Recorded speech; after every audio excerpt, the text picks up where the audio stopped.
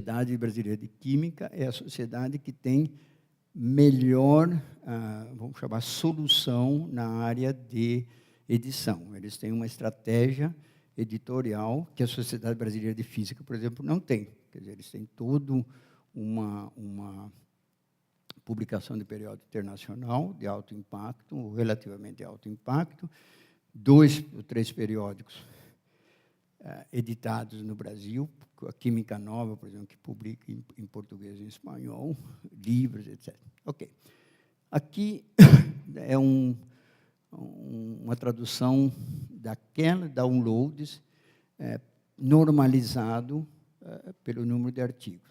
Então, a gente tem aqui, o que o Cielo tem, em média, cada artigo recebe 2 downloads por dia. E olha quem está na frente. Ciências Humanas, né, basicamente publicado em português, Ciências Aplicadas, Saúde, Exatas, né, mas que está acima da média geral, é Humanas. Ok, deixa eu avançar um pouco. Quais são as linhas de ação que a gente está trabalhando agora para internacionalizar, e esse é um desafio. Então, os periódicos do Brasil, todo periódico tem uma governança, tem uma gestão, né, dos manuscritos que recebe, e aí tem diferentes estruturas, né. Normalmente, quase sempre você tem um editor-chefe, que teoricamente deve olhar todos os manuscritos, né, e depois ele tem 3 caminhos diferentes. Ele fala, essa é da área de partículas, então vai para o editor associado de física de partículas. Esse aqui é não sei o quê, aí distribui. O editor de área, ele busca os pareceristas, os árbitros, que vão analisar, segundo um formulário, se aquele manuscrito deve ou não deve ser publicado, ou que modificações ele deve receber para ser publicado. Okay? Esse é o processo chamado de avaliação por pares, ou arbitragem, certo? Que, no caso do Brasil, é composto quase que 100% dos editores, chefes, são brasileiros. 70% ou 80% dos editores associados, né, esses que cuidam das áreas, são brasileiros.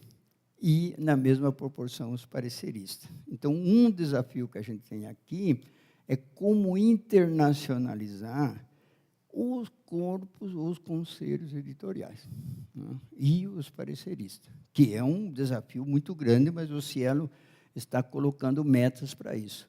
Então, a gente está colocando que, no total, a gente espera que, a partir do ano que vem, isso já é, de certa forma, cumprido, a gente tenha 25% de editores associados estrangeiros, mas que o ideal seria que fosse 40%. Um modelito que o Cielo está recomendando é que você tenha um editor de área do Brasil e um editor de área de fora.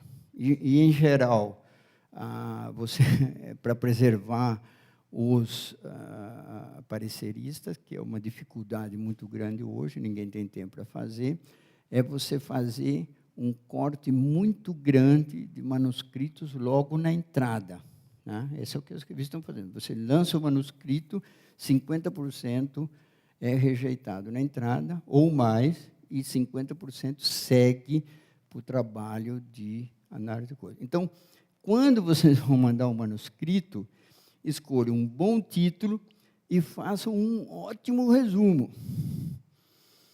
Porque, muitas vezes, os manuscritos são rejeitados logo pelo resumo. Então, essa é uma como pequena dica, assim, sem... E pareceristas, etc. Multilinguismo, que é um aspecto importante aqui. Nos últimos 5 anos, isso é sempre o conjunto dos 80 periódicos do Cielo. Olha o que aconteceu, que interessante. A publicação em inglês aumentou 34%. Isso é interessante. A gente quer chegar a 70%, a 75% em inglês. E a português, consequentemente, baixando, né? Não a mesma proporção. Olha que interessante. Sociais aplicadas, linguística, letras e artes e humana, 18% em português, né?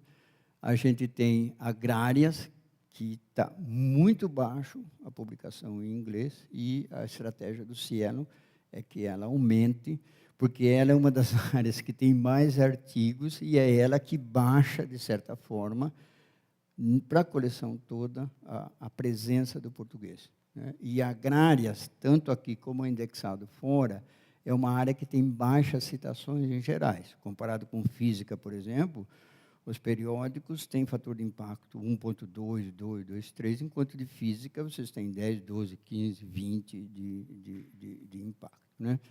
Agora, o fenômeno mais interessante do Brasil, comparado com outros, é a área de saúde, que publica 25% dos artigos simultaneamente em português e inglês, tá? Então, é um esforço para atender o mercado de leitores nacionais e o internacional, tá? Então, é um custo alto, mas é uma solução que, quando possível, se deve aplicar no Brasil. Então, aqui, o que você tem? Aquela solução que eu falei no começo. Você mantém a semântica dos conceitos novos que aparecem em medicina, na área de saúde, no português e no inglês, você faz uma tradução ou incorpora no idioma, e você constrói uma fronteira com o médico e também com a educação médica, tá certo? Em termos de uso da ciência atual. Você não vai esperar o livro, que demora 2 anos, 3 anos, mas você está trabalhando com pesquisa, né? Não tão de ponta, mas pesquisa. Multilinguismo, essa é a proposta do Cielo, que a gente chega a partir de 2016 com 60% mínimo na coleção, 75%, como falei, agrárias é onde a gente quer que aumente mais. Então, o que o Cielo está usando é uma combinação de avaliação do periódico individual, mas por área. O que importa agora é o desempenho da área. Então, se uma área está muito bem em publicação em inglês e chega um periódico daquela área bom, mas que publica em português, ele entra. Tá? Se uma área está ruim de inglês e chega um periódico que publica inteiro em português, ele tem mais probabilidade de entrar. Então, a avaliação está sendo feita da contribuição que aquela pesquisa comunicada por aquele periódico contribui para a área como um todo. É uma inovação do Cielo isso. Ok, a filiação estrangeira, que eu falei também que, quando a gente olha o impacto do Brasil e de outros países, você vai assim, se você publica em português, você tem menor impacto. Se você publica sozinho com brasileiro, você tem menos impacto do que quando está a presença do estrangeiro, tá? Então, eu estava comentando com o professor hoje, quer dizer, por que o estrangeiro tem mais impacto nos periódicos brasileiros do que os brasileiros? Sempre na média, não estou falando... Na média, a gente acha no Cielo por uma razão anedótica, né, que se fala ou se pensa que nós, brasileiros, nos citamos pouco entre nós, né? Eu não cito a Federal de São Carlos, a Federal de São Carlos não cita a USP, porque nós nos competimos. A Paulista não cita a Unifesp, etc. Tal. Entre outras, por exemplo, né? Ou grupos, ou às vezes, você só cita de fora por alguma mentalidade um pouco... Enfim.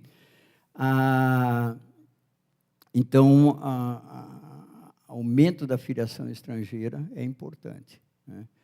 E isso não depende muito dos periódicos, na verdade. Isso depende dos projetos de pesquisa, porque o editor, ele não tem como, ele obviamente, se chega de mais de um país, ele vai dar preferência, mas ele tem que ver se o manuscrito, na verdade, é bom ou não, né?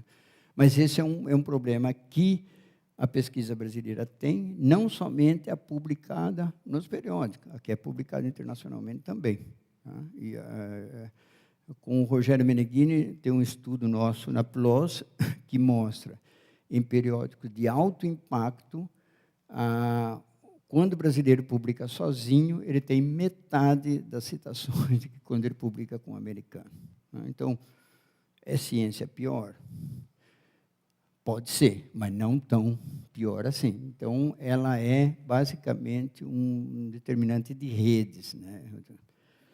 Ok, vamos em frente. A filiação estrangeira, então a gente está querendo aumentar área por área. A ideia também não é muito, mas chegar em algumas áreas 40% e deixar sempre os periódicos do Brasil como um mecanismo de dar vazão à nossa publicação, mas não 85%, 86% como é hoje. De qualquer maneira, isso vai demorar 2 ou 3 anos para chegar. Isso daqui eu vou saltar,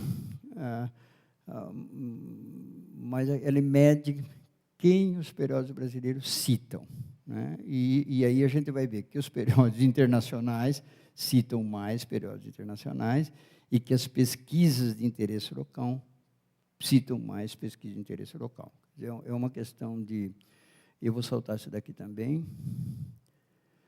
Ok, isso aqui é um exercício que eu fiz aqui para a área de física, basicamente, do coisa, que uma das ideias que se tem, inclusive da CAPES, é que a internacionalização pode ser alcançada publicando através de um publisher internacional, né?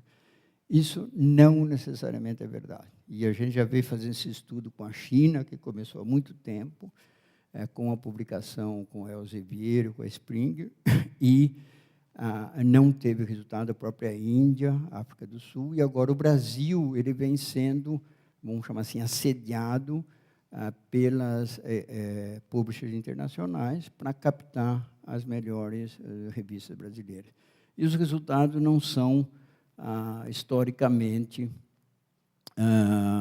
significativos. Por exemplo, a presença de autores estrangeiros em 2010, na Revista Brasileira de Física, era 40%.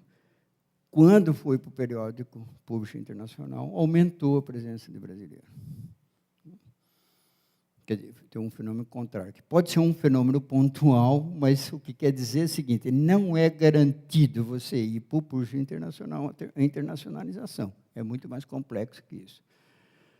Acesso aberto, se a gente olha o Web of Science, da publicação toda daqueles 1.600.000 que eu coloquei no começo, somente 11% é publicado em acesso aberto, né? No caso do Brasil, 32%. Então, o Brasil é um líder mundial hoje de publicação em acesso aberto, né? Isso é reconhecido e essa é uma contribuição do Cielo. Eu vou saltar isso daqui, mas a gente mostra que, no caso dos periódicos da América Latina, a grande contribuição do acesso aberto, na verdade, são os periódicos editados nacionalmente. Ok, então, conclusão: periódicos de qualidade são parte da infraestrutura de pesquisa, quer dizer, fazer boa pesquisa implica fazer boa editoração científica, significa ter bons editores, editores associados, pareceristas, né? Então, periódicos de orientação e interesse nacional, a gente tem nacional e internacional e periódicos essencialmente internacional. Então, a gente vai sempre trabalhar com esse balanço, né? Periódicos que são escritos em português, que tratam de assuntos do Brasil, ciência política do Brasil,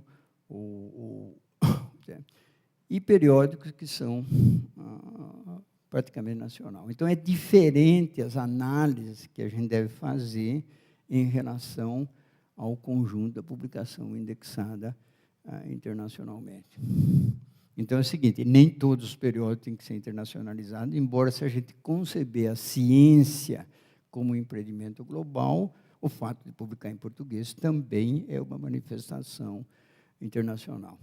Bom, os desafios que eu falei, aqueles determinantes do fator de impacto, português, publicação brasileira, pouca. Acesso aberto, a liderança do Brasil está ameaçada, né, pela associação entre sociedades científicas e públicas e comerciais. Muitas das sociedades científicas se veem sem condições de publicar o periódico, né, não tem dinheiro, não tem gente, etc. Então, faz uma aliança com os publishers, que a largo prazo não é boa, mas que no médio e pequeno prazo se apresenta como solução. E um grande desafio que o Brasil tem é desenvolver 1, 2, 3, 4 periódicos que sejam realmente reconhecidos internacionalmente, que estejam no primeiro quartil, né, no primeiro decil. Ok? Obrigado.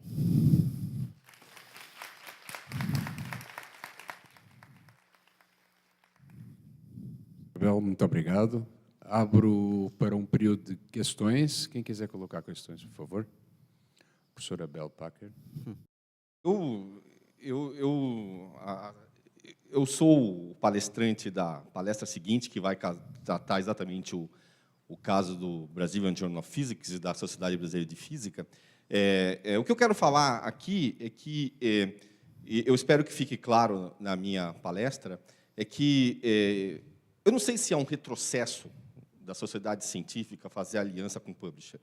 Agora, é muito difícil você gerir um periódico sem essa aliança. É isso que eu vou dizer. Mas o que eu queria falar é que você mostrou 4 exemplos de periódicos que se associaram a publishers e tiveram fator de impacto reduzido.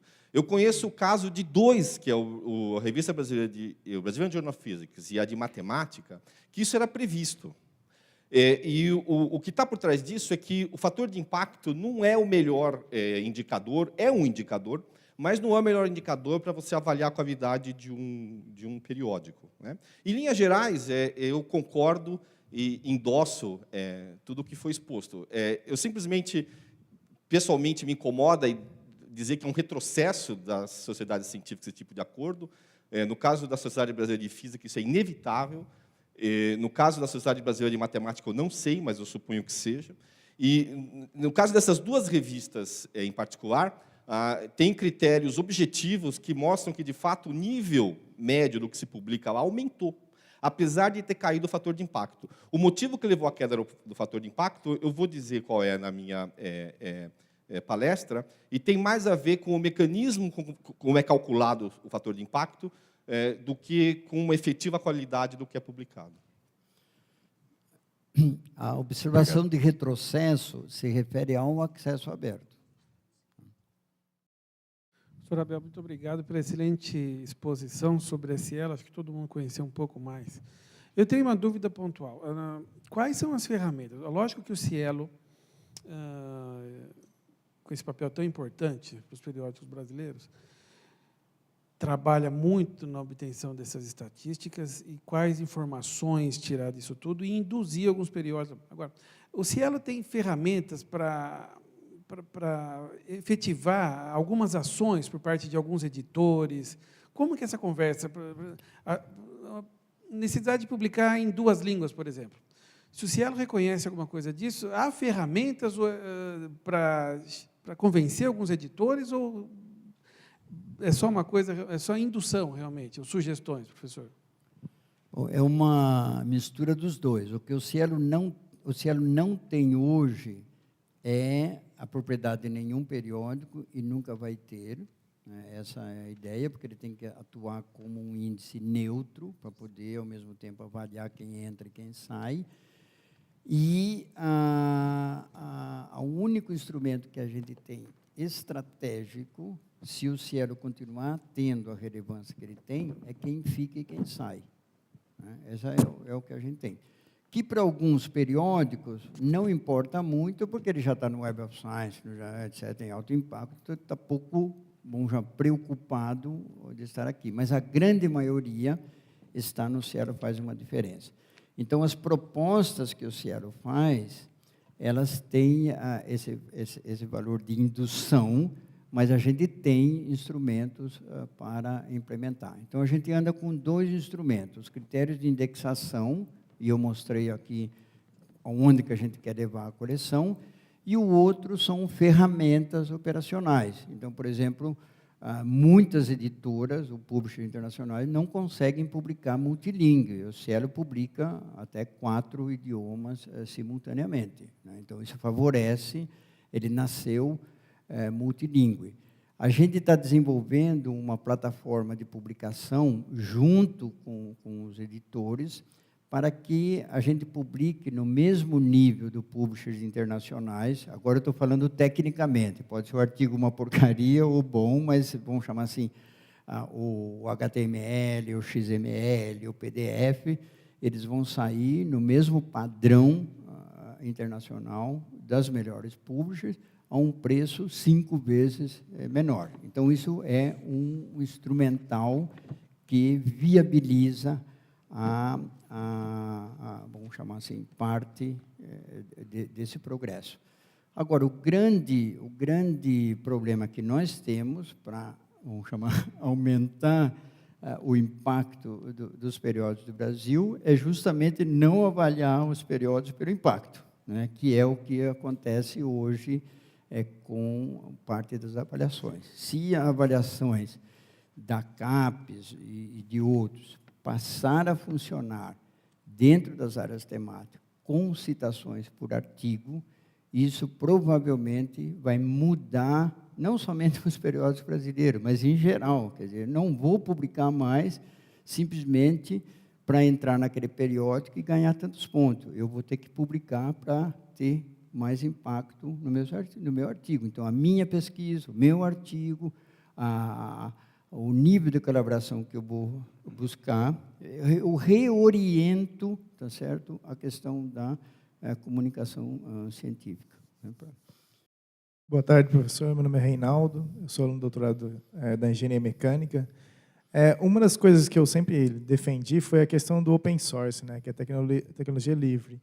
Eu não vi muito na sua apresentação, mas como é que está hoje? Está crescendo a questão de publicações em open source, ou com essa crise da produção das revistas, é necessário que as revistas formem corporativismo e fechem ainda mais em grandes revistas e massacrem as pequenas? Porque eu acho que uma das responsabilidades do Estado era oferecer open source. Porque é muito constrangedor eu ter que ficar desesperado para ver que revista que eu vou publicar e se meu trabalho vale alguma coisa ou não para essa revista. Então, eu queria que você falasse sobre essa relação, se há um crescimento do open source ou isso tende a ser massacrado por esse novo modelo de publicação. Hein? O que tem predominado internacionalmente na resolução do que vai ser o acesso aberto são dois componentes. Um é, e não se vê como vai mudar isso, a exigência, entre aspas, de que o pesquisador publique sempre no período de mais impacto. Essa é uma força central na pesquisa e na comunicação científica. A outra são os donos do poder. Quer dizer, eu tenho que publicar no mais alto impacto. O mais alto impacto hoje, em 60%, 65%, é dominado pelos grandes publishers internacionais.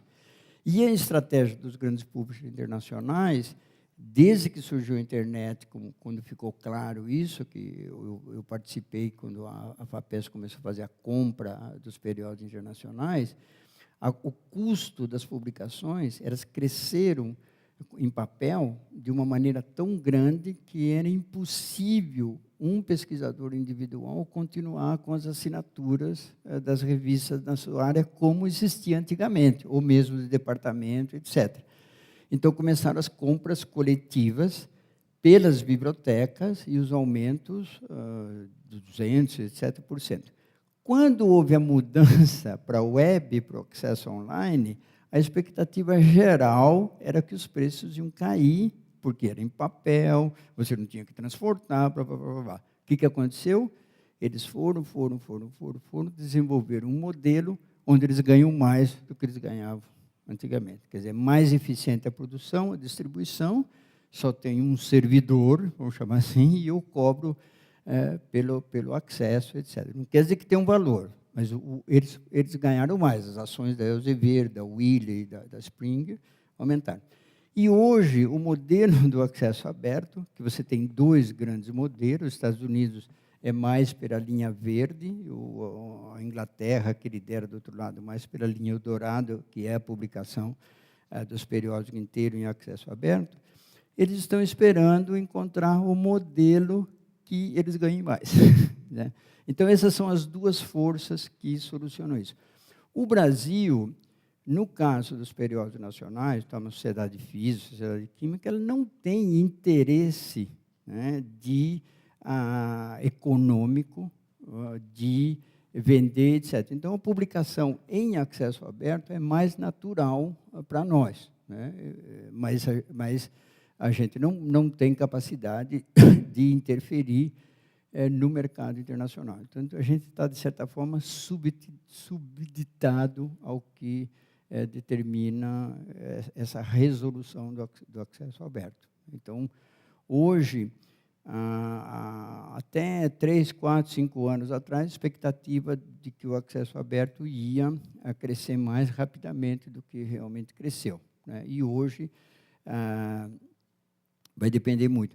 O Brasil, por exemplo, paga 300 milhões para o portal da CAPES. Se ele fosse pagar toda a produção científica brasileira, os 40 mil artigos, também em acesso aberto, para que não somente a gente tivesse acesso no portal da CAPES, mas todo mundo tivesse, ele gastaria outra fortuna, que seria 40 mil, multiplicado, vamos pôr, por $2.000, você teria mais, quanto? 80 milhões de dólares, só para publicar os artigos em acesso aberto. Então, você tem dois componentes. Você tem o componente do princípio ético, político, de que o dinheiro que é investido em pesquisa é dinheiro público, e, portanto, o resultado também deve ser público, mas, por outro lado, você tem esse mecanismo, estrutura econômica que impede a solução imediata disso, né? E o Brasil não tem política definida sobre acesso aberto. Eu queria só pedir uma permissão aqui para o professor Abel para fazer uma inserção nesse aspecto. Como é que é seu nome? Você que fez a pergunta? Renato. Reinaldo. Essa é uma discussão que tem sido recorrente já há alguns anos, a questão do Open Access. Inclusive, uma das temáticas da nossa Semana da Escrita foi sobre isso. E a gente estava até conversando hoje no almoço, e o professor Abel mencionou aqui, quase que está impossível resistir às pressões para o sistema aberto. Essas pressões vieram de uma parte da sociedade, estou falando do mundo todo, né? Uma parte da sociedade, uma parte de grandes instituições, como Harvard, por exemplo. Welcome. Não é? E uma parte de algumas áreas. A matemática, por exemplo, é uma das áreas que ainda sustenta boicotes enormes contra os grandes editores, as grandes editoras e assim por diante. Então, o argumento deles é muito forte e vale a pena a gente ter conhecimento disso. Quem paga pela pesquisa, que em qualquer lugar do mundo é o contribuinte, no final das contas, nesse modelo que tem hoje, ele não tem acesso liberado. Então, com esse argumento fortíssimo, o que a gente percebe que está acontecendo nas grandes editoras é a busca pelo modelo ideal de negócios. A não ser que exista alguma reviravolta que a gente não consiga prever, em alguns anos, tudo vai ser Open Access. Quem vai pagar pela publicação não é mais as instituições, ou a CAPES, ou as universidades, no Brasil, né?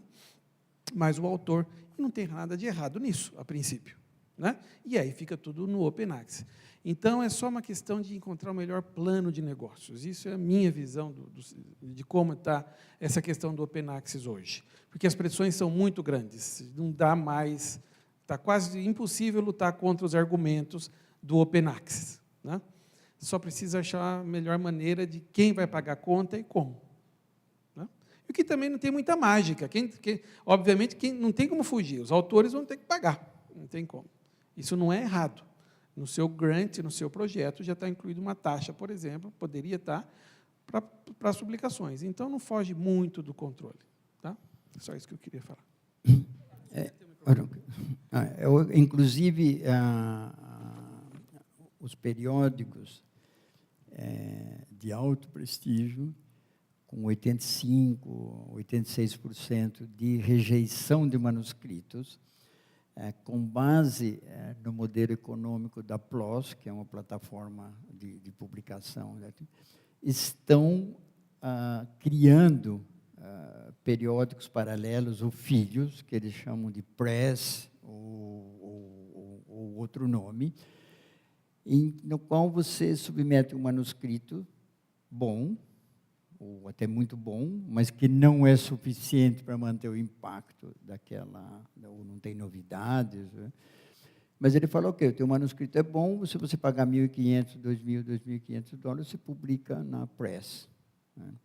Então, eles estão viabilizando, eles mesmos, o acesso aberto via essa periódico filho, que, às vezes, em alguns casos, se prevê, vão superar o periódico mãe ou o periódico pai, dada a popularidade. Se você vê, por exemplo, o Scientific Report da Nature, ou mesmo a PLOS One provavelmente vai publicar 45 mil artigos esse ano.